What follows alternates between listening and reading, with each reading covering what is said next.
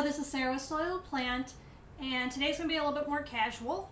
I saw on Instagram how to make your own moss poles. I thought I would try my hand at seeing if I can make one. I have a few plants that are looking to climb, so hopefully I can make some moss poles. It's a really nice day today, so I decided to film on my back porch. So sorry for any ambient noise, things like that. You know, it's just a nice day and I thought I'd take advantage of it by actually being somewhat outside today. The supplies I have is I have some pre-moistened sphagnum moss. What I did was I basically had a container of water and just submerged it in there for, you know, probably half an hour would do it, but I left mine submerged for about an hour and a half. And then took it out, wrung out as much of the moisture as I could with my hands, and then just put it in this bowl put it in the bowl for use here.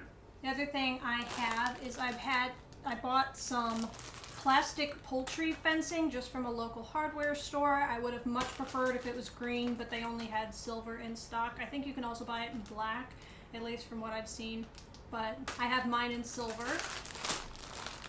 And it is plastic, so it'll be easy to cut it to size. For my support in the center of the moss pole, I do have some bamboo stakes that I use as tripods for my Monstera deliciosas. And I figured they would be good as the sort of central vertical support. The netting I bought is 24 inches tall. Kind of the anatomy of what I'm going to try to do here is the bamboo stakes will be in the center, and then it'll be surrounded by the moss, and then this will be kind of the cage that keeps it all contained. And then I will attach, that's a good point, I completely forgot my little attachments here. 1 second. The last piece that I almost forgot to mention is I have twist ties. I tried to pick out ones that were plastic coated instead of paper coated. Ultimately, it doesn't matter. It'll withstand water a lot better if they're plastic, but what I'm going to do is I'm going to cut these into smaller pieces. I can seal it in more places, if that makes any sense. So I have that over here. Diameter and height-wise, I'm not looking for anything too tall. I should have a diameter that's around 1 inch. I cut off all the little tails that came off the side. So now if I did tie these together, it would be, you know, about 1 inch around, something like that. Height wise, overall I want the entire height with the stake to be under 1 foot. So I'm thinking, if I'm trying to like visualize exactly how high I want it to be. So this is the overall height I'm looking for, and part of this is going to be in soil. So I'm going to kind of just lay it about how deep it should be in the soil, and then cut along the top here. So let me take some of this moss here, and you're kind of just making, from what I saw, you're kind of just making a sushi roll or a burrito or something like that. You're making some kind of, you know, pasta with filling, something like that. So I'm going to lay it about like that. And I'm going to pack as much of this in as I can, because ultimately the roots are going to be growing into this. And I want to make sure that it has something nice and meaty to get into here. I'm going to lay down my bamboo, and then I'm going to put a little bit more. I might have to take some out or add some as I kind of do this, but it's going to add a little bit more on top because it's all going to wrap around. Okay, so I'm going to test it a little bit, see, okay, it does seal, and just as you go up, you want to make sure that you keep stuffing and make sure it doesn't get too loose or anything. So that is the finished product. It's my first attempt. I don't know. What do you think? I don't know. I'm not upset with it. I feel like I made it too loose, because like right in the middle here, it feels good, but like when I get towards the bottom where I started, it's not quite as packed as I wanted it to be. So let me see if I can just kind of shoove all of this up here and kind of make it, I kind of distribute it upward a little bit. and then push more through the bottom. So of course this would be a lot easier to just pack it correctly up front, but this is my first attempt, so live and learn. Right, so that's the finished product. So that's kind of what it looks like. Here are all of the ties along here.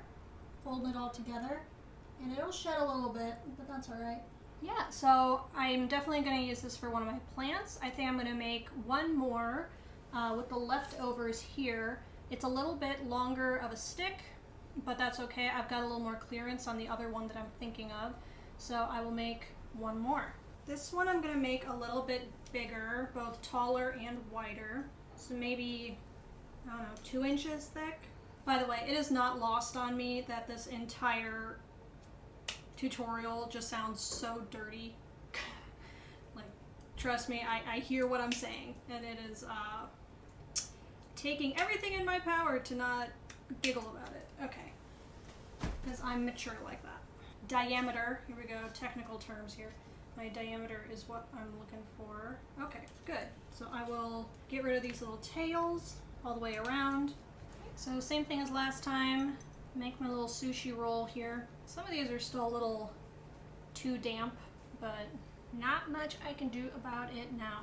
It's like I'm making an unholy swamp creature.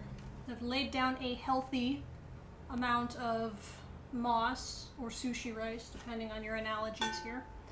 I've got plenty of wiggle room, so I will lay some more on top here. I've got it in there and not sticking out the top too much.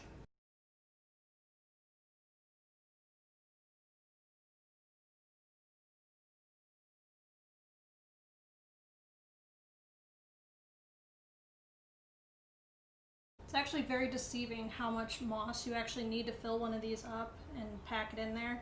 So make more sphagnum than you think you need. I don't know, when it was dry it was about, you know, yay big square. You know, it'll do both of these just fine. I thought I was going to have at least half of it left over, and that is definitely not going to be the case. You can, if it's easier to tie it while it's loose, and if it's too packed, it's too, there's too much stuff in the way in order to be able to twist it. Twist it while it's a little empty, and then kind of shove the moss up a little bit to make sure it's full. DIY method for you. I'm sure I didn't invent it. I don't assume I invent anything. I just might be the first one to say it out loud. This one's coming along a lot quicker because I've kind of, I think having a wider moss pole actually makes it a little bit easier to maneuver. The little tiny ones, you know, you gotta use more precision and it's a little harder. What word am I looking for? It's not as compact in there.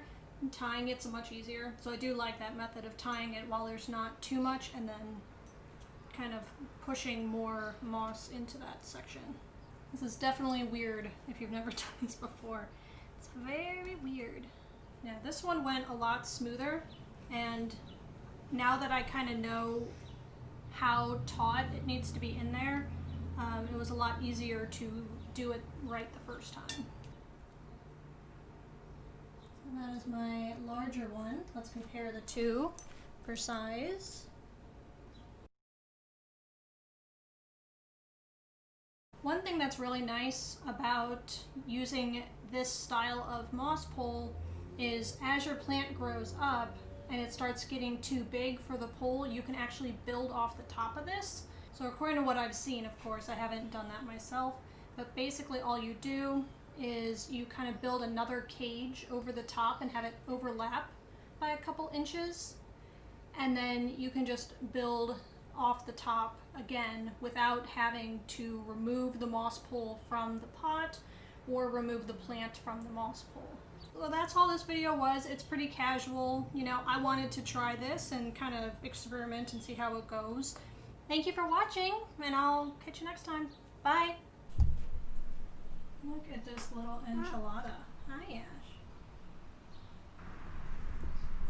Ash. Look at him. Yeah. You a hot dog?